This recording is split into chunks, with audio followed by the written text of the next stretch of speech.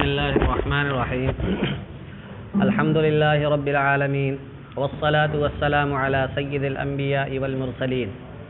محمد وآله وأصحابه أجمعين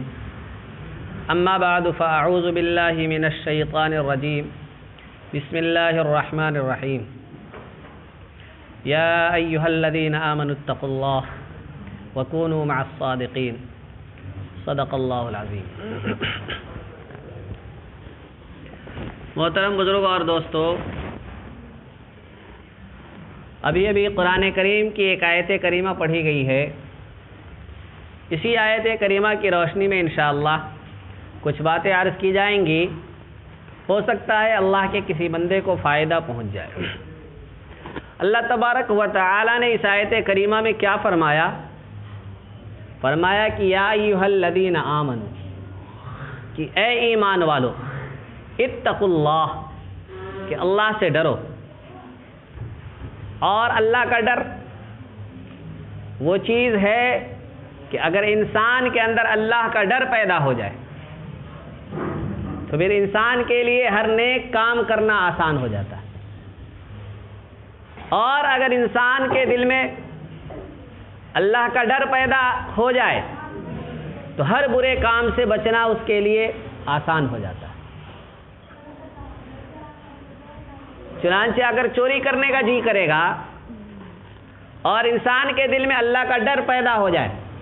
تو چوری سے رک جائے گا۔ نماز کا وقت ہوگا، دل میں اللہ کا ڈر ہوگا تو اللہ کا ڈر اس کو کہے گا کہ چلو نماز کا ٹائم ہو گیا، مسجد میں چلو۔ اسی لیے اللہ تبارک و تعالی نے فرمایا کہ یا ایھا الذین آمنوا، کہ اے ایمان والو، اتقوا اللہ، اللہ سے ڈرو، اللہ کا ڈر اپنے دل میں پیدا کرو۔ پھر فرمایا وَكُونُوا مَعَ الصَّادِقِينَ، اللہ کا ڈر پیدا کیسے ہوگا؟ اللہ نے حکم دیا کہ اللہ سے ڈرو، تو یہ اللہ کا ڈر جو ہے انسان کے اندر پیدا کیسے ہوگا؟ تو فرمایا کہ وَكُونُوا مَعَ الصَّادِقِينَ، صادقین کے ساتھ رہنا شروع کر دو، صادقین کی صحبت اختیار کرو، سچے لوگوں کی، اچھے لوگوں کی صحبت اختیار کرو تو اللہ کا ڈر تمہارے اندر پیدا ہو جائے گا۔ ان لوگوں کے ساتھ رہو، ان لوگوں کی صحبت میں جا کر بیٹھو، ان لوگوں کے پاس آمد و رفت رکھو، ان لوگوں کے پاس آیا جایا کرو جن کے دل میں اللہ کا ڈر ہے، تو ان کے پاس آنے جانے سے، ان کے پاس اٹھنے بیٹھنے سے، ان کی صحبت اختیار کرنے سے تمہارے دل میں بھی اللہ کا ڈر پیدا ہو جائے گا۔ جیسے ایک انسان اگر بیڑی پینے والے کے ساتھ رہتا ہے تو رفتہ رفتہ وہ بھی بیڑی پینا شروع کر دیتا ہے۔ اگر کوئی چوروں کے ساتھ رہنا شروع کر دے تو آہستہ آہستہ وہ بھی چوری کرنا شروع کر دیتا ہے۔ اگر جھوٹ بولنے والے کے ساتھ رہتا ہے تو آہستہ آہستہ وہ بھی جھوٹ بولنا شروع کر دیتا ہے۔ تو انسان پر صحبت کا اثر ضرور پڑتا ہے۔ جیسے لوگوں کے ساتھ انسان صحبت اختیار کرتا ہے، جیسے لوگوں کے پاس اس کی آمد و رفت ہوتی ہے، جیسے لوگوں کے پاس اٹھنا بیٹھنا ہوتا ہے، جیسے لوگوں سے اس کا ملنا جلنا ہوتا ہے، ویسے ہی اوصاف، ویسی ہی عادتیں، ویسے ہی اخلاق اس کے اندر بھی منتقل ہونا اور آنا شروع ہو جاتے ہیں۔ اگر نمازیوں کے ساتھ رہے گا، نماز پڑھنے کا شوق دل میں پیدا ہوگا۔ چوروں کے ساتھ رہے گا، چوری کرنے کا شوق دل میں پیدا ہوگا۔ قرآن پڑھنے والوں کے ساتھ رہے گا، قرآن پڑھنے کا شوق دل میں پیدا ہوگا۔ گانا گانے والوں کے ساتھ، فلمیں دیکھنے والوں کے ساتھ رہے گا تو اس کے اندر بھی گانا گانے کا اور فلمیں دیکھنے کا شوق پیدا ہوگا۔ اچھے لوگوں کے ساتھ رہے گا تو اچھی صفات اور اچھی عادتیں، اچھے اخلاق اس کے اندر پیدا ہوں گے، اور اگر برے لوگوں کے ساتھ رہے گا تو بری صفات، بری عادتیں اور برے اخلاق اس کے اندر پیدا ہو جائیں گے۔ اسی لیے اللہ تبارک و تعالی نے فرمایا کہ اتقوا اللہ، اللہ سے ڈرو۔ اللہ کا ڈر کیسے پیدا ہوگا؟ فرمایا کہ وَكُونُوا مَعَ الصَّادِقِينَ، سچے لوگوں کے ساتھ، صادقین کے ساتھ، اچھے لوگوں کے ساتھ رہا کرو تو اللہ تبارک و تعالی تمہارے اندر بھی اللہ کا تقوی پیدا کر دے گا۔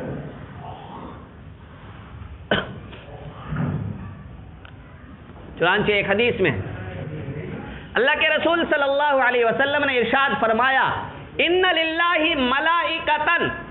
کہ اللہ کے کچھ فرشتے ایسے ہیں، اللہ نے کچھ فرشتے ایسے بھی بنائے ہیں،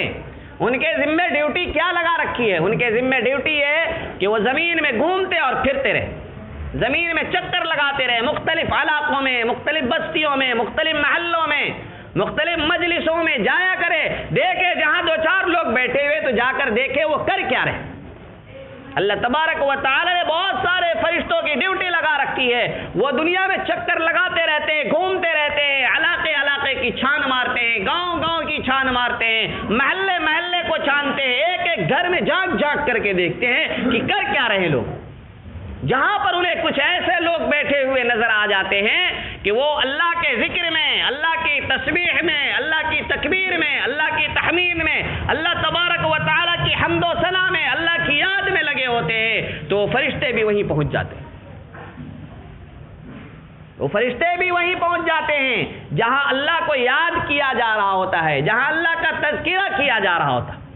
جیسے ہم لوگ یہاں بیٹھے ہوئے تو یہاں پر اللہ کا ذکر ہو رہا ہے، اللہ کو یاد کیا جا رہا ہے، اللہ کی حمد و ثنا تعریف بیان کی جا رہی ہے، کوئی دینی مجلس ہو، دین کی باتیں ہو رہی ہو، قرآن کے حلقے لگے ہوئے ہوں، یا دین کی باتیں اگر کہیں پر ہو رہی ہو، تعلیم ہو رہی ہو، تو ایسی تمام جگہوں پر فرشتے کیا کرتے ہیں؟ جب دیکھتے ہیں کچھ لوگوں کو اس کام کو کرتے ہوئے، فرشتے وہیں پہنچ جاتے ہیں اور چاروں طرف سے انہیں گھیر لیتے ہیں۔ اور یہ گھیرنے کا سلسلہ زمین سے لے کر کے آسمان تک ہوتا ہے، آسمان سے زمین تک فرشتے ان کو اپنے گھیرے میں لیے ہوتے، اپنے پروں سے گھیرے رہتے فرشتے، کہ ادھر کوئی آفت نہیں آنی چاہیے، ادھر کوئی پریشانی نہیں آنی چاہیے، ادھر کوئی مصیبت نہیں آنی چاہیے۔ اللہ تبارک و تعالی اللہ کے فرشتے جو ہوتے ہیں، جنہیں اللہ نے یہ ڈیوٹی دے رکھی ہے، جن کے ذمے یہ کام لگا رکھا ہے، وہ سارے فرشتے ایسے لوگوں کو دیکھتے ہی انہیں چاروں طرف سے گھیر لیتے ہیں۔ پھر جب وہ مجلس ختم ہو جاتی ہے، وہ لوگ اللہ کا تذکرہ کر کے فارغ ہو جاتے ہیں، اللہ کی تعریف کر کے فارغ ہو جاتے ہیں، اللہ کی تکبیر، تحمید، تسبیح، تہلیل، سبحان اللہ، الحمدللہ، اللہ اکبر، لا الہ الا اللہ، لا حول ولا قوت باللہ، اس طرح کے اذکار اور اس طرح کی تسبیحیں پڑھ کر کے جب بندے فارغ ہو جاتے ہیں تو فرشتے وہاں سے لوٹ جاتے ہیں، چلے جاتے ہیں۔ پھر انہیں اللہ کے پاس جا کر رپورٹ دینا ہے، اللہ کے پاس پہنچتے ہیں، اللہ پوچھتے ہیں کہاں سے آئے، کیا کر کے آئے، تم نے میرے بندوں کو کیا کرتے ہوئے دیکھا؟ تو فرشتے رپورٹ دیتے ہیں، کہتے ہیں اللہ میں نے دیکھا کہ وہاں تیرے بندے تیری تسبیح کر رہے ہیں، تیری حمد و ثنا کر رہے ہیں، تیرا ذکر کر رہے ہیں، تیرا تذکرہ کر رہے ہیں، تجھے یاد کر رہے ہیں، تیری تعریف میں مشغول ہے۔ اللہ تبارک و تعالی ان فرشتوں سے پوچھتا ہے کیا انہوں نے مجھے دیکھا ہے؟ فرشتے کہتے ہیں کہ نہیں، اے اللہ انہوں نے تو آپ کو دیکھا نہیں ہے۔ اللہ پوچھتا ہے اگر انہوں نے مجھے دیکھ لیا ہوتا پھر کیا صورتحال ہوتی؟ اگر انہوں نے مجھے دیکھ لیا ہوتا پھر کیا صورتحال ہوتی، پھر وہ کیا کرتے؟ فرشتے کہتے ہیں کہ اللہ اس سے بھی زیادہ عبادت کرتے، اس سے بھی زیادہ سبحان اللہ کہتے، اس سے بھی زیادہ اللہ اکبر کہتے، اس سے بھی زیادہ شوق کے ساتھ، رغبت کے ساتھ، دلچسپی کے ساتھ، محنت کے ساتھ، اور اس سے زیادہ بھی دیر تک وہ تیری تسبیح، تحمید، تہلیل اور تیرے ذکر میں، تیری یاد میں مشغول رہتے، مصروف رہتے۔ انہوں نے دیکھا نہیں ہے تب تجھے اتنا یاد کر رہے ہیں، تب تیرا اتنا تذکرہ کر رہے ہیں۔ اگر دیکھ لیتے تو اس سے بھی زیادہ، بلکہ اپنے زیادہ وقت کو تیری یاد میں ہی لگا دیتے۔ اللہ پوچھتا ہے کہ وہ کیا مانگ رہے تھے؟ تم جو گئے تھے تو وہ میری تسبیح تحمید کر رہے تھے، مجھے یاد کر رہے تھے، لیکن یاد کرنے کے بعد، میرا ذکر کرنے کے بعد، میری حمد و ثنا اور تعریف کرنے کے بعد انہوں نے کچھ مانگا بھی ہوگا، تو انہوں نے کیا مانگا ہے؟ کس چیز کا مطالبہ تھا، کس چیز کا سوال کر رہے تھے؟ فرشتے کہتے ہیں کہ اللہ یسألون الجنہ، وہ لوگ تو آپ سے جنت مانگ رہے تھے، وہ لوگ تو آپ سے جنت مانگ رہے تھے۔ اللہ کہتا ہے کہ میرے فرشتوں کیا انہوں نے جنت دیکھی ہے؟ فرشتے کہتے ہیں کہ نہیں ہے اللہ، انہوں نے تو جنت نہیں دیکھی ہے، جنت انہوں نے کبھی بھی نہیں دیکھی ہے اور وہ دیکھ بھی نہیں سکتے، دنیا میں رہتے ہوئے جنت کہاں سے دیکھ لے گی؟ کہا اچھا جنت نہیں دیکھی ہے، پھر بھی جنت مانگ رہے تھے؟ کہا کہ ہاں۔ کہا اگر انہوں نے جنت دیکھ لی ہوتی، اگر جنت کو کبھی ان کی آنکھوں کے سامنے، ان کی نگاہوں کے سامنے لایا جاتا، ان کی نظر کبھی جنت پر پڑ جاتی، پھر کیا حالت ہوتی، پھر وہ کیا کرتے؟ کہا کہ اللہ اگر انہوں نے جنت کو ایک مرتبہ بھی دیکھ لیا ہوتا، جنت پر ان کی ایک ذرا سی نگاہ بھی پڑ جاتی، تو پھر وہ اس سے بھی زیادہ شدت کے ساتھ، اس سے بھی زیادہ محبت کے ساتھ، اس سے بھی زیادہ شوق کے ساتھ، اس سے بھی زیادہ دلچسپی کے ساتھ جنت کو مانگتے۔ اللہ کہتا ہے ٹھیک ہے، بغیر دیکھے بھی جنت کو اتنی شدت کے ساتھ مانگ رہے ہیں، جنت کا سوال کر رہے ہیں۔ کچھ چیزوں سے انہوں نے پناہ بھی مانگی ہوگی۔ کس چیز سے پناہ مانگ رہے تھے وہ بندے؟ کہا کہ اللہ تیرا ذکر کیا، تجھے یاد کیا، یاد کرنے کے بعد جنت مانگی تھی، اور اس کے بعد جب پناہ مانگنے کا نمبر آیا تو من النار، وہ لوگ جہنم سے پناہ مانگ رہے تھے، کہہ رہے تھے کہ اللہ ہمیں جہنم میں نہ بھیجنا، اے اللہ ہمیں جہنم میں نہ بھیجنا۔ اس سے وہ پناہ مانگ رہے تھے، اے اللہ جہنم کے عذاب سے ہماری حفاظت کر لینا۔ اللہ پوچھتا ہے فرشتوں سے کیا انہوں نے جہنم کو کبھی دیکھا ہے؟ فرشتے کہتے ہیں کہ اللہ دنیا میں رہتے ہوئے کوئی جہنم کو کیسے دیکھ سکتا ہے، انہوں نے تیری جہنم کو کبھی بھی نہیں دیکھا ہے۔ اللہ کہتا ہے کہ اگر انہوں نے جہنم کو دیکھ لیا ہوتا، اگر جہنم کے عذاب پر ان کی نظر پڑ جاتی، وہ اپنی آنکھوں سے جہنم کے عذاب کو، جہنم کی آگ کو دیکھ لیتے، پھر کیا حال ہوتا، کیا عالم ہوتا؟ کہا کہ اے اللہ اگر انہوں نے جہنم کو ایک مرتبہ بھی دیکھ لیا ہوتا، جہنم کی آگ کو دیکھ لیا ہوتا، جہنم کی سختی کو، جہنم کے عذاب کو اگر انہوں نے دیکھ لیا ہوتا اپنی آنکھوں سے، تو وہ اس سے بہت زیادہ دور بھاگتے، ہر ایسے کام سے بہت دور رہتے جو انہیں جہنم کی طرف لے جاتا۔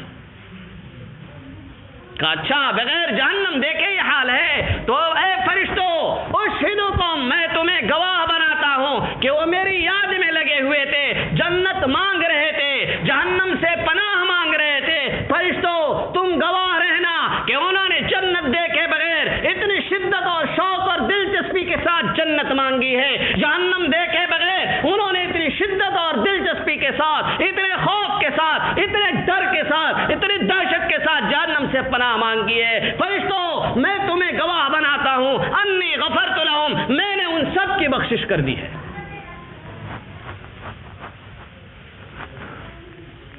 فیقول ملک من الملائکہ، بہت سارے فرشتے ہوتے ہیں، ایک دو فرشتہ نہیں، میں نے بتایا زمین سے لے کے آسمان تک اس پوری مجلس کو گھیرے ہوئے ہوتے۔ ایک فرشتہ کہتا ہے کہ اللہ فیہم فلان ولیس منہم انما جاء لحاجت، کہ اللہ ان میں ایک آدمی ایسا بھی تھا، فلاں آدمی نام لے کر کہتے ہیں کہ فلاں ایک آدمی ان میں ایسا تھا جو ذکر کے لیے وہاں نہیں بیٹھا تھا، جو تیری یاد کے لیے وہاں نہیں بیٹھا تھا، انما جاء لحاجت، وہ تو اپنی کسی ضرورت کے لیے آیا تھا، اس کو کسی سے ملنا تھا، وہاں لوگ بیٹھے ہوئے تھے، دیکھا کہ جس سے ملنے کے لیے آیا ہے وہ بھی وہیں بیٹھا، تو اس لیے وہ بھی وہیں پر بیٹھ گیا تھا۔ وہ تو اپنے کسی اور مقصد کے لیے وہاں آیا، جب دیکھا کہ لوگ بیٹھے ہوئے تو وہ بھی وہیں بیٹھ گیا۔ وہ گزر رہا تھا، دیکھا کہ وہاں پر کیا لوگ دعا مانگ رہے ہیں، وہ بھی آ گیا اور وہیں پر بیٹھ کے دعا میں شریک ہو گیا۔ کہ وہ تو پہلے سے ان کے ساتھ شریک نہیں تھا، اس کا مقصد تیرا ذکر نہیں تھا، تیری یاد نہیں تھی، وہ تیرا ذکر کرنے کے لیے نہیں آیا تھا، انما جاء لحاجت، وہ تو کسی اور کام کے لیے آیا تھا، تو اس کی بخشش کیوں کر رہا ہے؟ وہ تو ان میں سے ہی تھا، ان کی بات تو ہمیں سمجھ میں آتی ہے جو پہلے سے اسی مقصد کے لیے، اسی لیے جمع ہوئے تھے کہ اللہ کو یاد کرے، اللہ کی تسبیح کرے، اللہ کی حمد و ثنا کرے، اللہ کی تعریف کرے، دین کی باتیں سنیں اور اس پر عمل کرنے کا جذبہ، ارادہ لے کر اٹھے۔ پہلے تو لوگ بیٹھے ہوئے تھے، لیکن کچھ لوگ ان میں ایسے بھی تھے جو اس ارادے سے نہیں آئے تھے، وہ تو اپنا کوئی اور ہی مقصد لے کر وہاں آئے ہوئے تھے۔ اللہ تبارک و تعالی فرماتے ہیں ہم الجلساء لا یشقی بہم جلیسہم، کہ سن لو کان کھول کر کے کہ یہ لوگ جو میری یاد کے لیے بیٹھے ہوئے تھے، جو میری حمد و ثنا میں لگے ہوئے تھے، جو میری تعریف میں لگے ہوئے تھے، جو میری دین کی باتیں کر رہے تھے، یہ مجھے اتنے محبوب ہیں کہ اگر ان کے ساتھ آ کر دنیا کا کوئی بھی آدمی بیٹھ جائے گا میں اسے محروم نہیں کروں گا، وہ تھوڑی دیر کے لیے بھی وہاں بیٹھے گا تو ان سب کے ساتھ ساتھ اس بیٹھنے والے کی بھی میں مغفرت کر دوں گا۔ ہاں، تو اللہ کو یاد کرنے والے،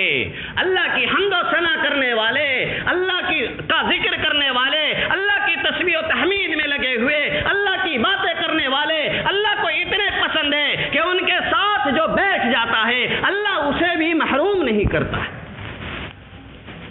چنانچہ ایک واقعہ بھی میں چند دنوں پہلے پڑھ رہا تھا ایک کتاب میں،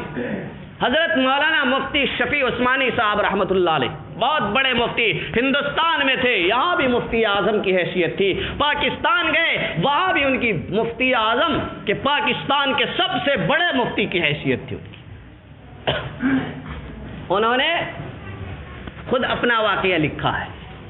کہ ایک مرتبہ میں ایک کتاب پڑھ رہا تھا، مفتی شفیع عثمانی صاحب رحمۃ اللہ علیہ وہ خود اپنا واقعہ لکھ رہے کہ ایک کتاب میں پڑھ رہا تھا تو فارسی کا ایک شعر میں نے پڑھا کہ یک ساعت صحبت با اولیاء بہتر از 100 سالہ طاعت بیریا۔ انہوں نے شعر پڑھا یک ساعت صحبت با اولیاء کہ اللہ والوں کے ساتھ، اللہ والوں کے ساتھ، بزرگوں کے ساتھ، اولیاء اللہ کے ساتھ، اللہ کے دوستوں کے ساتھ ایک ساتھ کے لیے تھوڑی دیر کے لیے بیٹھ جانا، تھوڑی دیر کے لیے بیٹھ جانا، ان کے پاس تھوڑی دیر کے لیے بھی بیٹھ جانا بہتر 100 سالہ طاعت بیریا۔ ایک آدمی وہ ہے جو تھوڑی دیر کے لیے کسی اللہ والے کے پاس بیٹھ گیا ہے، 1 منٹ کے لیے، 2 منٹ کے لیے، 5 منٹ کے لیے، 10 منٹ کے لیے ایک شخص کسی اللہ والے کے پاس بیٹھ گیا ہے، اور دوسرا شخص وہ ہے جس نے 100 سال تک اللہ کی عبادت کی، جس نے 100 سال، 1-2 دن نہیں بلکہ مسلسل لگاتار 100 سال تک اللہ کی عبادت کی ہے۔ فرمایا اس شاعر نے شعر میں کیا کہا کہ ایک وہ شخص ہے جو تھوڑی دیر کے لیے اللہ والے کے ساتھ بیٹھ رہا ہے، دوسرا وہ شخص ہے جو 100 سال تک اللہ کی عبادت کر رہا ہے، اور عبادت بھی ایسی بیریا جس میں اخلاص ہے، خالص اللہ کے لیے وہ 100 سال تک لگاتار عبادت کر رہا ہے۔ اس شاعر نے کہا کہ تھوڑی دیر کے لیے اللہ والے کی صحبت میں بیٹھ جانا، تھوڑی دیر کے لیے اللہ والے کے ساتھ بیٹھ جانا 100 سال اخلاص کے ساتھ عبادت کرنے سے بھی بہتر ہے۔ حضرت مفتی شفیع عثمانی نے سنا اور اس شعر کو پڑھا تو انہیں بڑا ہی تعجب ہوا، بڑی حیرت ہوئی، یہ کیا بات، تھوڑی دیر کے لیے بیٹھنے سے کسی اللہ والے کے پاس، کسی بزرگ کے پاس بیٹھ گیا کوئی آدمی، اسے کیا ملے گا؟ چند باتیں مل جائیں گی، 1 منٹ میں کیا ملے گا اسے؟ 1 بات مل جائے گی، 2 منٹ کے لیے بیٹھا 2 بات مل جائے گی، 10 منٹ کے لیے 10 بات مل جائے گی، اس پر اس کو کتنا ثواب ملے گا، کتنی بڑی عبادت بن سکے گی، کتنا نام اعمال میں اس کی نیکیاں لکھی جائیں گی۔